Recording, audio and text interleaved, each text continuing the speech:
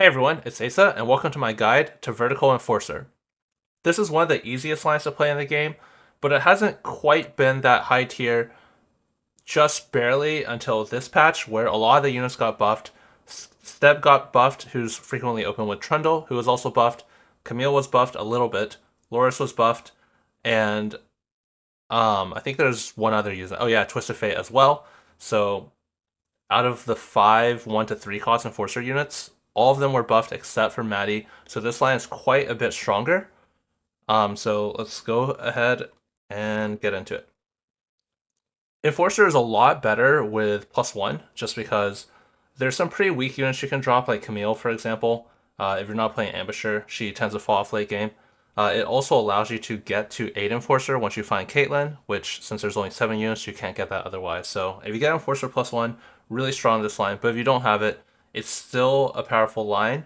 You really want to open with Bruiser, that way you can have your 2-star Steb by the end of the game, which isn't like, same thing with Maddie, which like it doesn't, every little bit helps, right? Like if you pivot into this comp, you might not have 2-star Steb and 2-star Maddie, and that is a decent impact on your in-game board. There's also just a really strong opener. As mentioned, both of these units got buffed. So you could go Zeri, for example, for Sniper.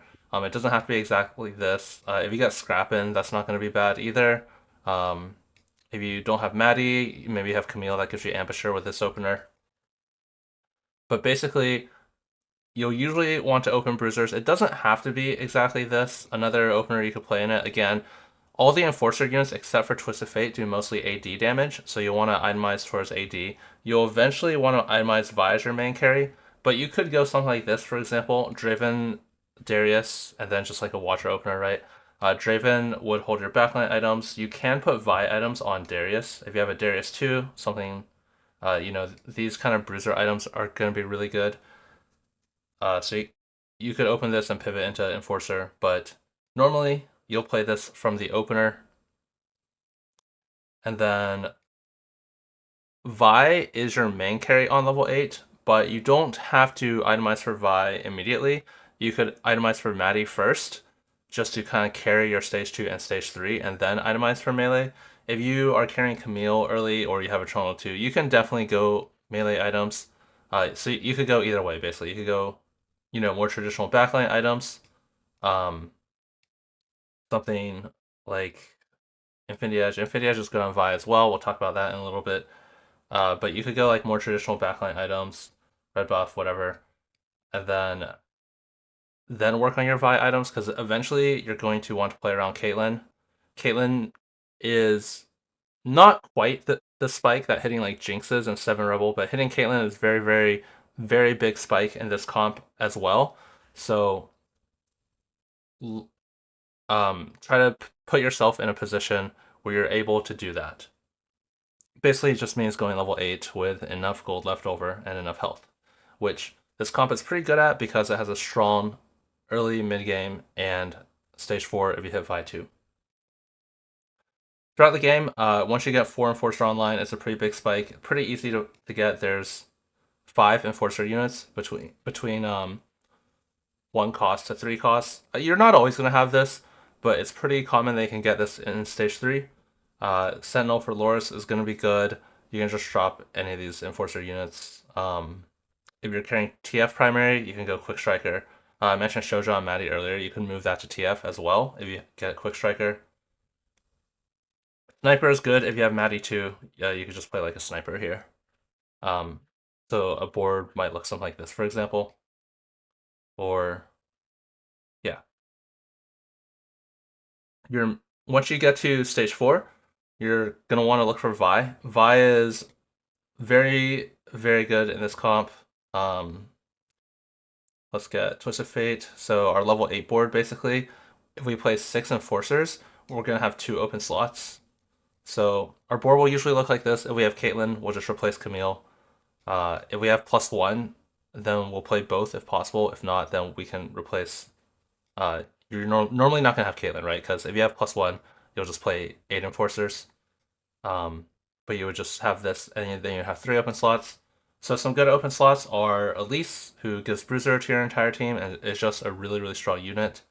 You can play Sentinel with Loris. I don't think any of the Sentinels are that good in this line, except for Rumble. Rumble does do a lot of damage. If you have Gameplank and a component left over on stage 5, you can scrap pretty well. Gameplank is 3 traits, giving Pit Fighter to Vi, Form Swapper, and scrap. If you don't have Rumble, usually Savika 1 is going to be better than Gameplank 2. She just has a more impactful ability. You generally want to play Pit Fighter because Vi is going to be your main carry. Her bruiser items like Titans and Sterix are very good on her. Vi is actually very, very tanky compared to a lot of the other melee bruisers like Aesah. So these items will have time to scale and get a lot of value because she's just going to survive a long time. You really want some sort of lifesteal on her. It could be BT, Hand Justice, or Gunblade. BT is going to be the best of the three, but honestly, any of them will work. Ezra Knight is pretty decent. It can save her. It can save her in a spot where she might die and swing a fight, but it's not quite as good as some of the other bruiser items because she's actually already like pretty durable. Um, so a lot of times you actually want her holding aggro for a long time. Frontline items are not going to be that good on this board, just because first of all, there's not any amazing frontliners you want to play, and also you actually can have your Vi tank a lot. If you don't get like Titan Sterix, just damage items are also very, very good on Vi. So if you have a build like this, completely fine. This is because Enforcers, they really want to get that first reset, which I guess we can talk about that now. You will see a mark on the enemy team, and whenever you kill that unit, your team gets a huge buff. So getting your first Enforcer reset is extremely important. So you could try to position to kill their weakest unit with a bark. So if you only have 2 Enforcers, there's only going to be 1 unit, so you actually oftentimes want to target that unit first, which is a little counterintuitive, because in most comps you want to target their tankiest unit last. Keep in mind it's highest HP, not just tankiest unit. But once you have 6 Enforcers, there's 4 units, so if your opponent just has a front line, like, let's just say they have like an Academy Sentinel board, where they have, some backline units, and then their front line looks like Alawi, Rel, Leona, that's not the right unit. Rel, Leona, and Irelia. Keep in mind, 4 units are going to be marked. Oftentimes, Heimer 2, I think, let me just double check. I think Heimer 2 often gets marked just being a 2-star 4 cost. He might have more HP than like an Irelia 2. So Irelia 2 is 1260, Leona 2 is 1440, and then Heimer 2 is 1440. So Heimer is actually the same. So if your opponent has a board that looks like, let's just say, whether to backline you here, if they have a board that looks like this, their units that are going to be marked are going to be Rel, Leona, Alawi, and Heimer most frequently. So a lot of times you'll actually want to target their weakest unit. So let's say they have like a 2-star Alawi with some shroud items. You would actually want to be on this side to kill the Rel as fast as possible, and that will give you your Enforcer proc. So you would want to be over here. I usually like to spread out my backline just because Twisted Fate near the middle, and then Maddie will kind of snipe across. So she doesn't do that much physical damage anyway if you don't have items. So I usually spread out my backline like this to avoid AoE. You can club if you need to, but one problem if you do stuff like this, if your opponent has like an Elise, they'll jump over here and stun your entire backline. You can, if you know you're playing against an Elise, you can actually bait it with like a Maddie up here to make it jump in the middle and kind of avoid your carries on the other side. But yeah, in this setup, you'll kill Rel and you'll get that Enforcer proc as fast as possible. After you get the proc, it's 30% attack speed for your entire team. This works on all 4 units, so at 6 Enforcers, there's 4 wanted units.